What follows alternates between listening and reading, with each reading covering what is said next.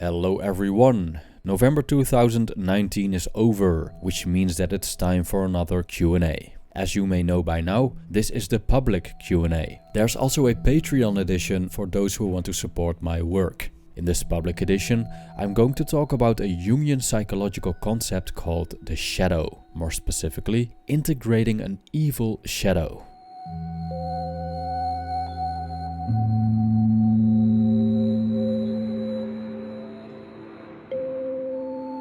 Basically everyone, even the most positive person you'll meet, has a dark side.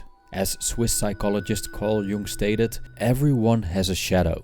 The shadow is an unconscious collection of undesired characteristics. These could be positive ones too, like creativity, that one has repressed because it's, for example, looked down upon by family members. I've made a separate video about the shadow if you want to know more. In the comment section, I've stumbled upon a question by Caleb about the integration of an evil shadow. I quote, "I truly believe that my shadow is evil, hellish even. Why would I want to integrate this? I see it as something external and out of my control and would love to have it severed from my existence. All it does is making my life much more difficult than it needs to be." End quote. The whole idea of the shadow is that it includes a repressed evil side of oneself that can even be what you call hellish. So it's normal.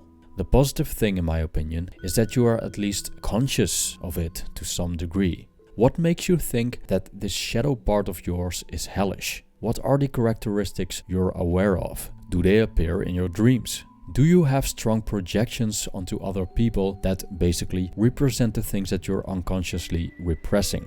According to Carl Jung, dreams as well as projections are basically echoes of the shadow. In dreams, it manifests in the form of symbols and metaphors, and projections arise because we see in others what we deny in ourselves.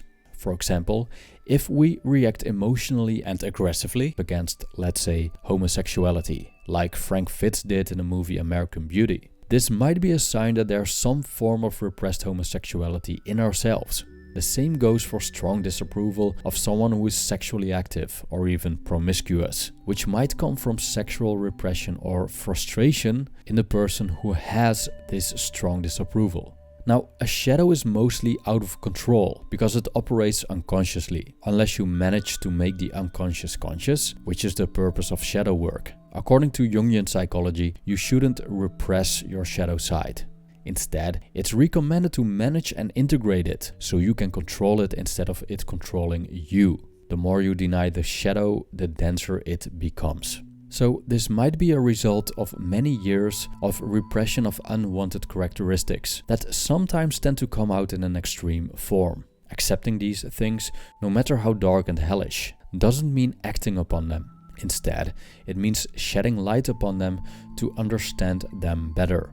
The acceptance of the shadow self lies in, at least temporarily, letting go of societal norms of what is good and evil, and accept that the dark side is part of your nature. In nature, is there good and evil? Well, in my observation, there are things that we, as living beings, are biologically inclined towards, like survival. So let's say that somehow you've discovered within yourself that you have a deep desire for killing, or perhaps even for torture, and in your free time, you bully people online and torment animals.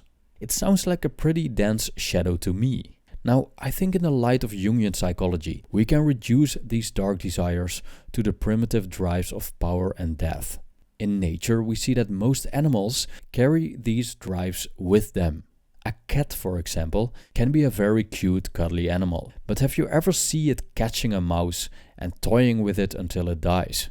This part of the cat is very cruel and murderous. But I think that we can all agree that a cat isn't a cat without both its cuddly and murderous sides. We simply accept animals for having these dark instincts, yet we have much difficulty accepting them in humans. Sure, we have norms, religions, etc. to get along better, as they are the basis of civilization. But the sacrifice we make as humans is that we hide our darker sides, the things that are not socially accepted, just to fit in.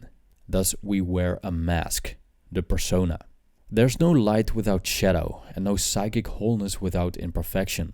An evil shadow is part of the complete self, so denying it would be denying yourself. The question was, of course, how can you integrate this evil shadow? It starts with making the unconscious conscious, and then the acceptance that this evil, this madness, is part of you, and that you're better off knowing it than being oblivious to it. Here is what Carl Jung wrote about this in his Red Book, which is his personal account of his imaginative experiences during a period of voluntary confrontation with the unconscious.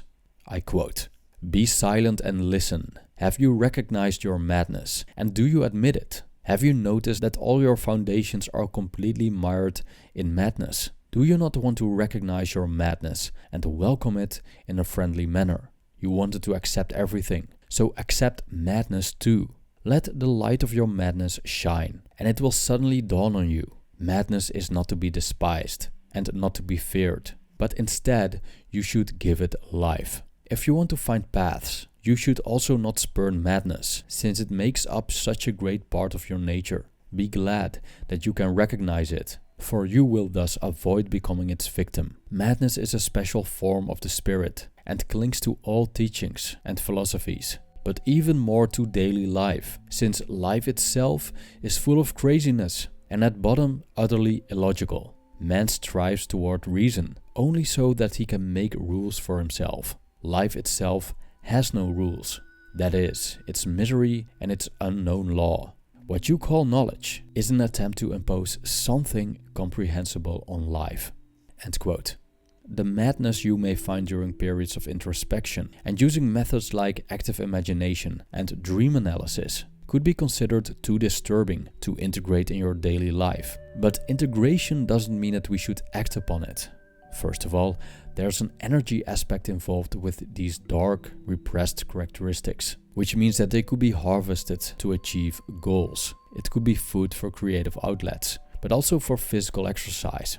A great example of this is David Goggins, who is regarded the toughest man alive, partly because of his almost superhuman achievement in the area of sports, like the world record for most pull-ups, running several ultra-marathons and triathlons, and facing many obstacles like asthma, obesity, difficulties in learning, etc. He also completed Navy SEAL training in his 30s, against all odds. For me, the most interesting thing about his story was that in his youth he was severely physically abused by his father and also severely bullied at school. His early life was filled with violence, which created a tremendous amount of anger and grief below the surface of a very timid, anxious, obese man with a stutter. When he decided to turn his life around, he was able to channel his rage and fear into extraordinary accomplishments. "Denial is the ultimate comfort zone," Goggins said. And I think that's surprisingly true in regards to the shadow. It's also true that staying in a comfort zone of denial and the unwillingness to see the dark in oneself will only lead to bigger problems later on. Integration can simply be the acknowledgement that it's there, just to prevent that it leverages one's awareness of it to take control. Imagining these disowned qualities can give one insight and channel the energy that comes from it into better, productive things. Perhaps if these characteristics are violent, they could be developed into something beneficial, by martial arts for example. I personally think that acceptance and awareness, without acting on it, is the key when facing our dark side. Because when our shadow is off the radar, we can't monitor it, let alone control it. So we'll never know when it suddenly lashes out towards ourselves or the outside world. As spiritual teacher Eckhart Tolle once said, "What you accept, you go beyond." Thank you for watching.